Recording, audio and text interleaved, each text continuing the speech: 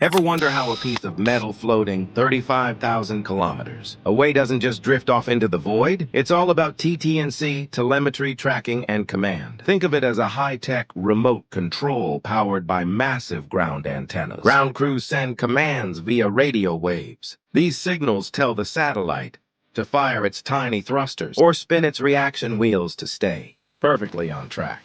But it's a two-way street.